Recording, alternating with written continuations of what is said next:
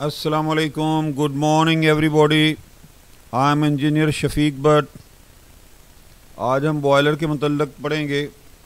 Actually आज की जो वीडियो है बहुत ही इम्पॉर्टेंट है। मैं सोच रहा था कि पहले आपको इसके लिए बता दिया जाए, क्योंकि ये जो पार्ट जिसके मुतल्लक मैं बताने लगा हूँ ये बॉयलर का हार्ट है। बॉयलर को काम यही करवाता है और ये बहुत ही इम्पॉर्टेंट है, और इतना इम्पॉर्टेंट है कि इसके बगैर आपका बॉयलर काम नहीं करेगा और ज़्यादा फॉल्ट जो है आप इसकी वजह से ट्रेस आउट कर सकते हैं। मोस्टली मैंने देखा कि कई टेक्नीशियन लोग जो प्लम्बिंग से इस लाइन में आए होते हैं, बॉयलर की लाइन में, वो जब इसमें फॉल्ट पड़ता है तो वो कहते हैं वो जी बॉयलर ही ख़त्म हो गया, बॉयलर ही बदल दें जनाब। ऐसा नहीं होना चाहिए। तो जो क्वालिफाइड टेक्नीशियन है, पढ़े लिखे इंजीनियर हैं, वो तो ऐसा नहीं करेंगे। वो तो हर फॉल्ट को ट्रेस करते हैं और ठीक करते हैं, जो एक्सपर्ट लोग हैं। तो जो बेचारे इसी तरह काम थोड़ा बहुत सीखा होता है, वो उनको समझ नहीं आती जी बॉयलर ही चेंज कर दो। क्यों चेंज कर दो भाई? 2-3 हज़ार पाउंड का वो बॉयलर है, आप उसको आखिरी हद तक जो है ना कोशिश करें ठीक करने की। एकदम बॉयलर नहीं चेंज कर दें। इसमें कोई इतनी बड़ी कोई वो रॉकेट साइंस नहीं है कि आप ठीक नहीं कर सकते। मैकेनिकल चीज़ें तो आसान हैं। मैकेनिकल चीज़ें देखें आप, क्या हैं, 5 पाइप है नीचे इसके, एक से गैस इन हो रही है, 2 सेंट्रल हीटिंग के, 2 इसके hot water in and out है। अंदर जो चीज़ें 4 लगी हुई हैं आपके सामने, पंप लगा हुआ है, बर्नर है, और ये मैंने डिटेल में पीछे आपको बता चुका हूँ और बताता भी रहूँगा। तो चंद एक चीज़ें हैं। मैंने आपको बताया था इग्निशन होती है बर्नर में, गैस जो है वो बर्न करती है और एक तरफ से पानी उसका कोल्ड जाता है और दूसरी तरफ से हॉट निकलता है। और सेंसर लगा हुआ है, 1-2 सेंसर लगे हुए हैं, वो अपना काम करते हैं, वो वाटर को स्टॉप करते हैं और रन करते हैं। ये चीज़ है। लेकिन जो इसमें बोर्ड लगा हुआ है, बोर्ड का ही काम है, ये हार्ट है, इसका दिल है। इस पर जो है काफ़ी टेक्नीशियन लोगों को मैंने देखा लंदन में, वहाँ पर वो पजल हो जाते हैं। वो जनाब चेंज कर दें जी पूरा बॉयलर ही। भाई इसको रिपेयरिंग करना सीखें, इतना मुश्किल नहीं है। ये जो है बोर्ड हर बॉयलर में लगा हुआ है। किसी भी कंपनी का जब खोलेंगे उसमें इसके बगैर तो काम नहीं करेगा। खाली बॉयलर नहीं, छोटा किसी टाइप का भी बॉयलर, इवन जो बड़े बड़े बॉयलर्स होते हैं उसमें भी काम ये बोर्ड ही कर रहा होता है। जो बड़ी बड़ी फैक्ट्रीज़ में ज़्यादा मकदार में जहाँ पर हॉट वाटर की ज़रूरत होती है, या ऑयल के लिए, काफ़ी कामों के लिए जो है ना ये इसको इस्तेमाल किया जाता है। ये सारा कंट्रोल जो है ये पीसी बोर्ड कर रहा होता है। तो ये कोई इतना मुश्किल नहीं है।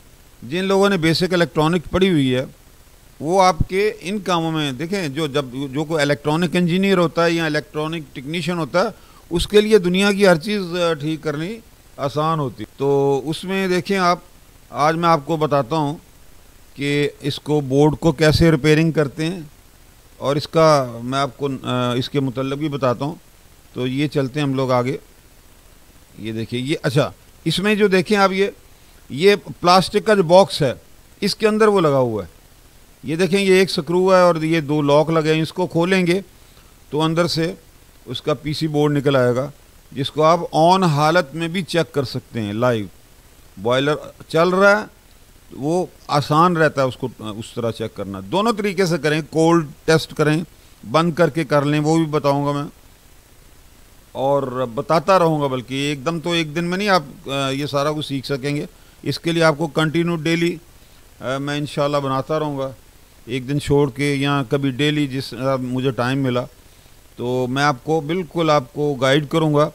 और आपको जो समझ ना आए कहीं तो कमेंट्स करें आप कमेंट्स बॉक्स में। और जो मेरे सब्सक्राइबर होंगे मैं उनको अपनी ईमेल के ज़रिए उनकी ईमेल अपने मुझे दे दें, ईमेल अपना उसमें एड्रेस में मेरा ईमेल है shafiqbhatt@gmail.com। तो मेरे जितने सब्सक्राइबर होंगे उनको मैं ईमेल के ज़रिए जवाब दूंगा, और बाकी लोगों को भी मैं अपनी नेक्स्ट वीडियो में फिर एक्सप्लेन कर दिया करूँगा। लेकिन आपने कमेंट बॉक्स में कमेंट लिखना है और चैनल को ज़रूर सब्सक्राइब करें। तो वो सब्सक्राइबर लिस्ट मेरे पास होगी तो मैं उनको भी उनके जवाब देता रहूँगा। ये बैक्सी जो बॉयलर है ये उसका बोर्ड है। इसी स्टाइल में वेलेंट में और दूसरे जितने हैं उसमें लगे होते हैं, तो ज़्यादा इम्पोर्टेंट ये है। अब ये बोर्ड को गौर से देखें, ये पीसी बोर्ड जो है ये आपको हर बॉयलर में मिलेगा। डिफरेंट स्टाइल होगा, डिफरेंट टाइप थोड़ा होगा, लेकिन जब आप एक को समझ आएंगे तो सबको ट्रेस कर लेंगे। तो इसमें मेरे भाई आप देखें, ये जो बोर्ड है इसमें कुछ डिफरेंट टाइप के स्पेयर पार्ट्स लगे हुए हैं। ओके, आपको जैसे मैंने बताया था ना कि रेजिस्टेंस का आपको पता होना चाहिए। ये देखें, ये है कितनी रेजिस्टेंस लगी हुई इसमें, जिनके ऊपर वैल्यू नहीं लिखी हुई बल्कि कलर के रिंग बने हुए हैं, डिफरेंट कलर के रिंग बने हुए हैं। तो मैं इसी वीडियो में आपको वो कलर कोडिंग भी समझा देता हूँ इंशाल्लाह। तो ये देखें, ये कलर के जो रेजिस्टेंस लगे हैं डिफरेंट कलर के, इनका बहुत रोल है। ये वोल्टेज को ड्रॉप करने के काम आते हैं, वोल्टेज जहाँ कम चाहिए। और उसके अलावा सर्किट के जो स्विचिंग सर्किट होता है उसमें भी ये बिल्कुल जो ट्रांजिस्टर की बेस पर बायस मिलनी है उसके लिए भी इनका बड़ा रोल है। इनसे कम ज़्यादा किए जा सकते हैं, यानी इसके बहुत से काम है रेजिस्टेंस के। तो एक्चुअली लफ्ज़ रेजिस्टर होता है जिस, लेकिन मोस्टली 90% लोग रेजिस्टेंस कहते हैं। रेजिस्टेंस एक्चुअली इसको, इसकी वैल्यू को कहते हैं कि कितनी रेजिस्टेंस है इसकी, और ये खुद ये रेजिस्टर होता है, लेकिन ये कॉमन लफ्ज़ बन चुका है, ये रेजिस्टेंस है। तो एनीवे आप इसको रेजिस्टेंस भी कह सकते हैं। तो ये सारे, ये देखें अब कलर जितने भी लगे हुए हैं ये रेजिस्टेंस लगी हुई हैं, ठीक है जी। और ये देखें, ये ब्लैक कलर में ये जो है ये इसकी रिले लगी हुई हैं जो सर्किट को ऑन एंड ऑफ करती हैं। और ये देखें, ये भी है, ये 18 वोल्ट की ये लगी हुई है, रिले लगी हुई है। किसी में 12 वोल्ट की लगी होती हैं, किसी में 220 की होती हैं। एनीवे उनका काम एक जैसा ही होता है।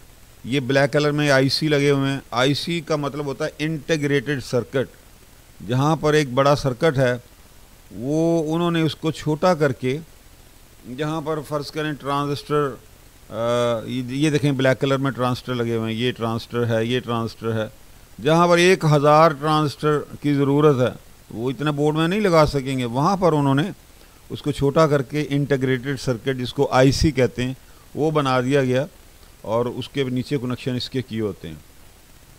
तो ये आईसी हो गए, ये रेजिस्टेंस लगी हुई हैं। ये देखें, ये इलेक्ट्रोलाइटिक कैपेसिटर हैं, ये सारे ये कैपेसिटर्स हैं। इलेक्ट्रोलाइटिक इसलिए कहते हैं कि इसके ये इसकी 2 पिन्ने जो हैं, इस पर एक पॉजिटिव होती है एक नेगेटिव होती है। इसके अंदर एक इलेक्ट्रोलाइट होता है, तो इसकी पोलैरिटी होती है। जो पोलैरिटी वाला होगा वो इलेक्ट्रोलाइटिक कैपेसिटर होगा, यानी एक पॉजिटिव होती पिन, इसकी एक नेगेटिव होती। लेकिन ये देखें छोटे छोटे लगे हुए हैं, ये सिरामिक कंडेंसर, इनकी कोई पोलैरिटी नहीं होती है। इसको आप उल्टा सीधा भी लगा सकते हैं, लेकिन इलेक्ट्रोलाइटिक कैपेसिटर को आप उल्टा सीधा नहीं लगा सकते। इसकी पॉजिटिव को पॉजिटिव, नेगेटिव को नेगेटिव। ये छोटे छोटे ये क्रिस्टल डायोड लगे हुए हैं इसके अंदर। और ये भी डायोड हैं जो ब्लैक कलर में, ये मेन सप्लाई के रास्ते में लगाए होते हैं एसी को डीसी करने के लिए। इसके और भी बहुत काम होते हैं, लेकिन मेन जो आप समझें एसी को डीसी करते हैं, लेकिन ये डिटेक्टर सिस्टम में भी होते हैं, फिर वोल्टेज स्टेबलाइजर सर्किट में भी होते हैं। इसके बहुत से काम हैं जो मैं इंशाल्लाह कंटिन्यू रखूँगा, आपके हर क्वेश्चन का जवाब देता रहूँगा, और जो मैं आपको समझाना चाहता हूँ वो कंटिन्यू समझाता रहूँगा। ये बूस्टर ट्रांसफार्मर है, ये कम वोल्टेज को लेकर उसको हाई वोल्टेज बनाता है। HT कहते हैं उसको, हाई टेंशन। ये किसके लिए है? ये एक्चुअली इसमें AC वोल्ट होते हैं। तो ये देखें, ये कम वोल्ट को लेके बूस्ट करता है। ये बूस्टर वोल्ट जो हैं वो काम आते हैं आपके इग्निशन के लिए। जब आपका बॉयलर उधर से गैस खुलती है और उसको जो इग्नेट करते हैं आप, हाई वोल्टेज मिलते हैं, वो यहीं से जाते हैं। ये देखें कॉर्नर पे एक पिन लगी हुई है, ये पिन सीधी उसकी इग्निशन की जो रॉड होते हैं वहाँ पर जाती है। तो जब सर्किट इसका चलता है तो वहाँ पर इग्निशन होती है और फ्लेम जो है वो आग पकड़ लेता है। ये कनेक्टर है, ये कनेक्टर में देखें लिखा हुआ है LNE, L live, N neutral, E अर्थ, और ये नीचे पंप भी लिखा हुआ है। तो यहाँ से जो आपका अंदर पंप है, ये पंप की आउटपुट निकलती है, यानी पंप को चलाने के लिए जो वोल्टेज मिलते हैं वो यहाँ से मिलेंगे। लाइव का मतलब यहाँ से पॉजिटिव सप्लाई निकलेगी, एन नेगेटिव सप्लाई मिलेगी यहाँ से। अर्थ तो इसका इम्पोर्टेंट होता है, वो आपने अर्थ इसके साथ लगा देना है, वो सेफ्टी के लिए है। उसके बाद ये देखें, फिर ये आगे लिखा हुआ ये अर्थ का निशान होता है, ये जो आप देख रहे हैं एरो के नीचे, ये भी अर्थ है। फिर ये न्यूट्रल है, ये लाइव है। ये SL का मतलब है स्विचिंग लाइव। यहाँ पर लाइव आती है, लेकिन स्विचिंग के थ्रू जब ज़रूरत होती है सर्किट यहाँ से लाइव देता है, जब उसने सर्किट को बंद करना होता है तो यहाँ से सप्लाई को बंद कर देता है। उसके बाद ये ऊपर देखें L1, L2, L3, L4 ये इसके लगे हुए हैं LEDs, जिनकी लाइट से आपको पता चलता है। ये मैं आगे जाके सर्किट में बताता हूँ कि ये क्या है। L1 जो है ये ओवर हीट के लिए, और दूसरा जो है बॉयलर ऑन के लिए सॉरी, ये इसका बॉयलर ऑन के लिए। फिर L3 जो है ये पायलट, इसका फ़ैन ऑन के लिए। फिर ये L4 पायलट ऑन के लिए, और L5 जो है ये बर्नर ऑन के लिए। तो ये इंडिकेट करते हैं कि जी ये ओवर हीट हो रहा है, या बॉयलर इस वक्त ऑन है, फ़ैन ऑन है, पायलट ऑन है और बर्नर ऑन है। तो ये इसके ये लगे हुए हैं। और ये जो पिने आप इस तरफ देख रहे हैं, ये इस पे कनेक्शन होते हैं फ़ैन का, प्रेशर स्विच का, पायलट गैस वाल्व का, मेन गैस वाल्व के, ये कनेक्शन होते हैं, जो कि आपको आगे चल के मैं सर्किट में बताता हूँ। तो ये बोर्ड आप गौर से देखें, मोटी मोटी चीज़ें मैं आपको बता रहा हूँ, बाकी इसको जो है प्रैक्टिकल हम करते रहेंगे। ये मैं इसलिए बताना चाहता था कि इसको इग्नोर नहीं करना आपने। इस बोर्ड की रिपेयरिंग के पीछे आपने पूरा बॉयलर उठा के नहीं फेंक देना। बॉयलर को आपने मैकेनिकल चीज़ें सारी चेक करनी है। उसके बाद फिर ये जो है इसको भी देखना। इसको ठीक करना इतना मुश्किल नहीं है। इसका मैं तरीका आपको ये भी बता दूंगा कि बॉयलर बंद करके कैसे इसको ठीक करते हैं, और बॉयलर ऑन लाइन यानी आप उसको ऑन करके फिर इस पर कैसे वोल्टेज चेक करते हैं।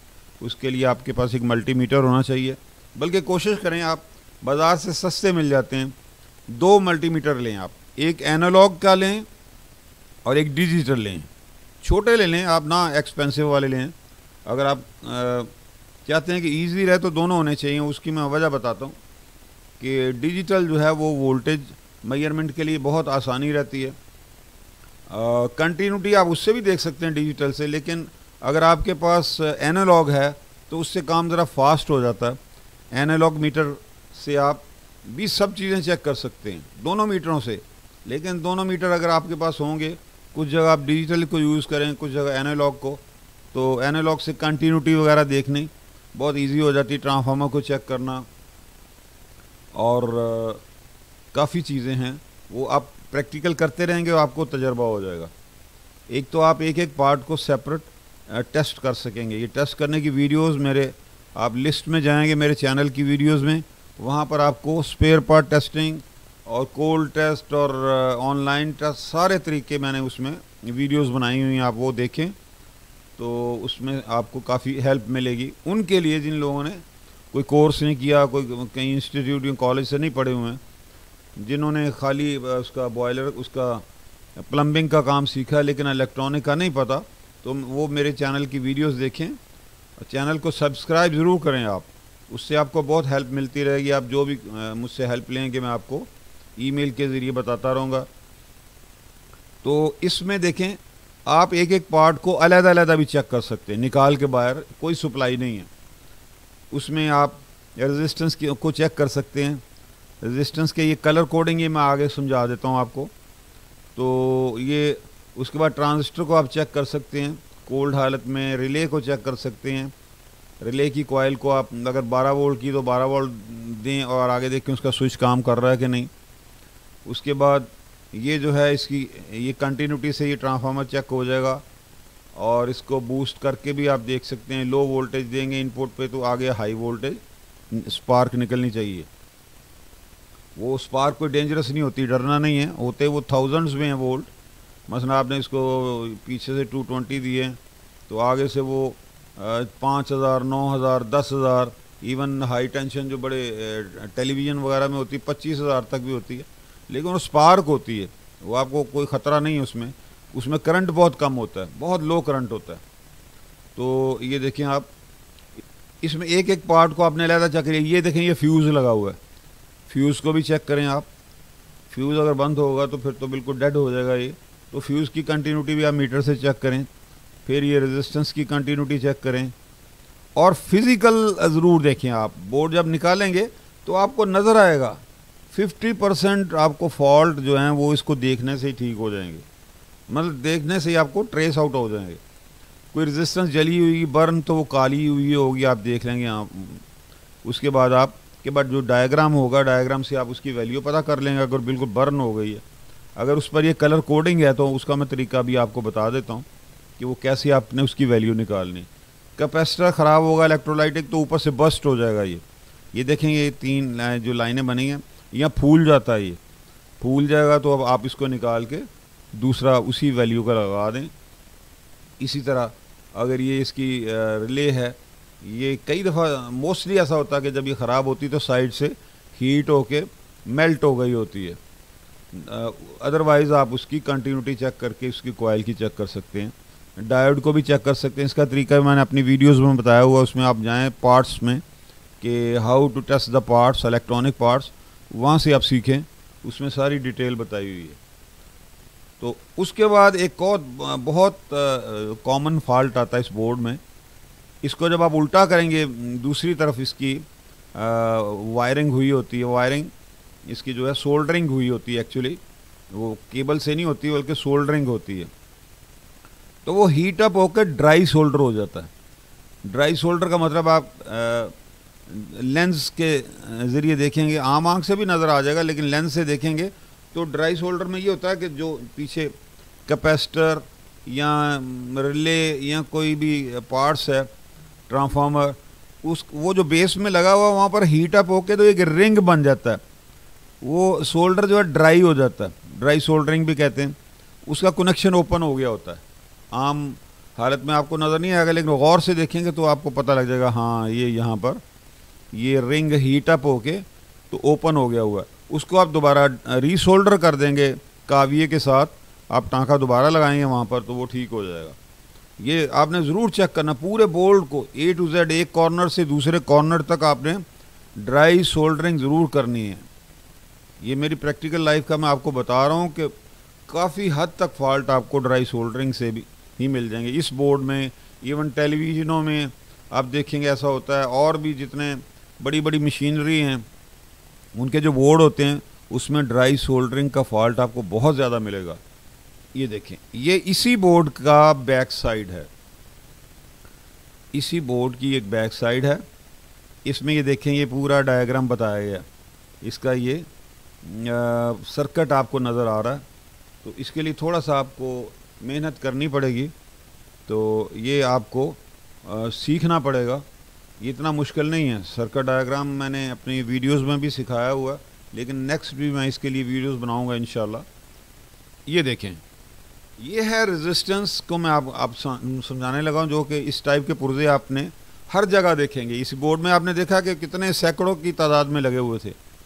तो अब इसके ऊपर कलर के रिंग हैं। जो क्वालिफाइड टेक्नीशियन हैं, मैकेनिक हैं, उनको सब पता है इसका ये क्या है, लेकिन ये मैं उनको समझाने लगा हूँ जिन लोगों को नहीं पता और जो सिर्फ प्लम्बिंग से इस तरफ आए हैं, बॉयलर के काम की तरफ या इलेक्ट्रॉनिक की तरफ आना चाहते हैं। तो ये देखें, ये रेजिस्टेंस इस तरह का पार्ट होता है। एक्चुअल क्या होता है, इस पर कार्बन की फिल्म कोटिंग की होती है। एक तार ये है राइट, एक लेफ्ट है। इसका कनेक्शन अंदर से इंटरनल सोल्डरिंग किया होता है। अंदर फिल्म कोटिंग होती है कार्बन की। कार्बन चूँकि एक कंडक्टर है, उसमें कार्बन में उन्होंने वैल्यू कम ज़्यादा उसमें कार्बन डाला होता है। उसी हिसाब से जितनी वैल्यू बनानी है उन्होंने, जो हाई रेजिस्टेंस बनानी है उसमें उन्होंने जो कंडक्टर ज़्यादा और इंसुलेटर की तादाद ज़्यादा रखी होती है, कंडक्टर कम होता है, उसकी वैल्यू चेंज करते रहते हैं। वो मैं आपको जब आप इसकी मैन्युफैक्चरिंग में जाएंगे मैं आपको हर चीज़ बताऊंगा, फॉल्ट फाइंडिंग भी बताऊंगा, चीज़ें क्या कैसे बनती हैं वो भी बताऊंगा, और इंशाल्लाह एट द एंड आपको अपना खुद का बॉयलर बनाना भी सिखाऊंगा कि आप घर में बैठ के अपना एक बॉयलर कैसे डिज़ाइन कर सकते हैं। तो चलते हैं इसकी कलर कोडिंग की तरफ। ये देखें आप गौर से, इस पर 4 रिंग हैं 4 कलर के। अच्छा, कौन सी तरफ से स्टार्ट कर रहे हैं वो आपने ऐसा करना जिस तरफ कम फासला होगा, यानी इस तरह आप देखें, और जिस तरफ ये लास्ट में गोल्डन रिंग है, ये गोल्डन रिंग की तरफ से काउंट नहीं करना आपने, उसके उल्ट जो है दूसरी तरफ से करना है। ये 2 किस्म के रिंग होंगे, गोल्डन और यहाँ सिल्वर कलर का, चांदी कलर का। ठीक है, ये इसकी टॉलरेंस बता रहा है, वो मैं आपको बाद में बताता हूँ। हम स्टार्ट करते हैं इसके अपोजिट साइड से। तो अपोजिट साइड से ये फर्स्ट रिंग कहलाएगा, ये वाला ग्रीन कलर। जो ग्रीन कलर का रिंग है ये फर्स्ट है, फिर ब्लू है और फिर रेड है। अब इनके आप देखें, ये नीचे चार्ट में इनकी वैल्यू भी लिखी हुई है कि जो ब्लैक है उसकी वैल्यू 0 है और जो ब्राउन है उसकी वैल्यू 1 है। ये देखते जाएं, पढ़ते जाएं आप। Red 2, orange 3, yellow 4, green 5, blue 6, violet 7, grey 8, white 9। अच्छा, गोल्ड की वैल्यू इधर नहीं लिखी हुई, गोल्ड की वैल्यू आखिर में लिखी हुई है कि ये देखें 5%। ठीक है, और सिल्वर 10%। ये क्या चीज़ है ये मैं आपको इसके एंड में बताता हूँ, ये पहले कलर कोडिंग समझा लूँ आपको। अच्छा, अब ये है कि ये आपके सामने कलर आ गए। अब आपने इस रेजिस्टेंस की, आपको इतना एक्सपर्ट हो जाना है कि आपने एक नज़र रेजिस्टेंस की तरफ देखनी है। तो मैं समझता हूँ 1 सेकंड नहीं, चलें 2 सेकंड लगा लें आप। 2 सेकंड, ये क्या, टक टक, यही टाइम है। इतने टाइम में आपको इसकी वैल्यू समझ आ जानी चाहिए। तो ये इसके लिए थोड़ी सी प्रैक्टिस करेंगे, वो बहुत ही आसान है। देखें, फर्स्ट कलर आपने ज़ुबानी याद कर लेने, ये कलर इनकी वैल्यू। फर्स्ट कलर 5 है, ग्रीन 5 बनता है। ठीक हो गया, ये 5 है। तो दूसरा ब्लू है, ब्लू की वैल्यू है 6, तो ये हो गया 5 और 6। जो थर्ड कलर है वो है रेड, उसकी जो वैल्यू है वो 2 है। याद रखें, ये फर्स्ट डिजिट ही कहलाएगा।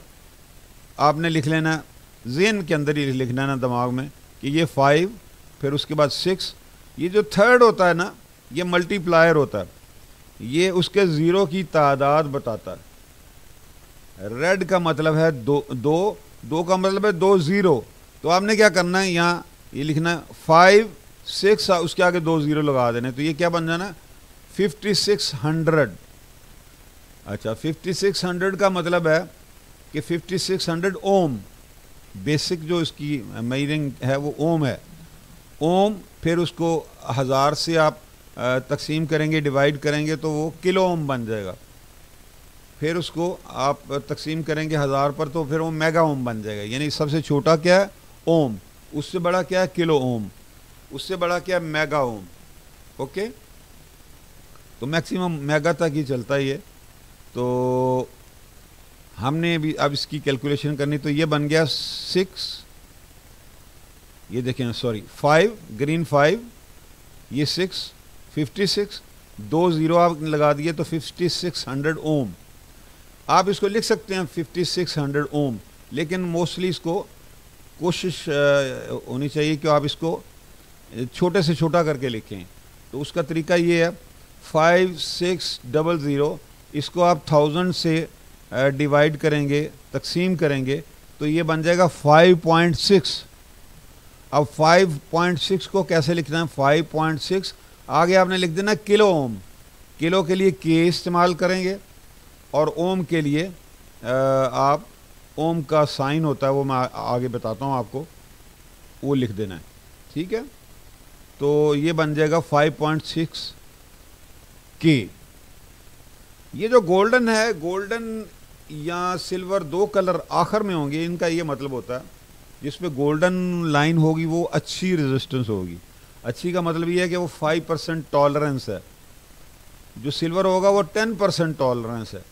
टॉलरेंस का मतलब ये है कि ये रेजिस्टेंस बड़ी अच्छी है गोल्डन वाली, कि ये 5%, यानी बहुत कम टॉलरेंस है इसमें, यानी इसकी वैल्यू में चेंजेस अगर आपने ये जैसे ये 5600 5600 है तो ये 5600 से 2-3 ओम कम हो सकती है या 2-3 ओम ज़्यादा हो सकती है, तो ये गोल्डन है। अगर यहाँ सिल्वर होगी तो उसका मतलब ये होगा कि ये 5.6 के में 5-10 ओम ज़्यादा भी हो सकती है और 5-10 ओम कम भी हो सकती है, यानी इसमें वेरिएशन ज़्यादा होगी। तो हमने तो रेजिस्टेंस वही लगानी जिसमें वेरिएशन कम हो। तो मेरा ख्याल आप समझ गए होंगे, आज की वीडियो काफ़ी लंबी हो गई है, तो हम लोग जो है नेक्स्ट वीडियो में मज़ीद जो आप सवालात करेंगे उसके मतलब मैं नेक्स्ट वीडियो बनाऊंगा। तो चैनल को सब्सक्राइब ज़रूर करें और इसको पसंद आए तो शेयर करें दोस्तों में आगे, और लाइक ज़रूर करें। लाइक करें, शेयर करें और सब्सक्राइब ज़रूर करना है। सब्सक्राइब करने का ये फ़ायदा होगा कि आपको मैं फिर ईमेल के ज़रिए जो आप सवाल करेंगे मैं आपको जवाब दूंगा। तो नेक्स्ट वीडियो तक के लिए अपना ख्याल रखें और चैनल को सब्सक्राइब ज़रूर करें। Okay, so take care, Allah bless you and God bless you. अस्सलाम वालेकुम। चैनल को सब्सक्राइब करें जो कि बिल्कुल फ्री है, लाइक करें और बेल को प्रेस करें ताकि आने वाली नई वीडियो की इत्तला आपको मिल सके। Allah bless you and God bless you.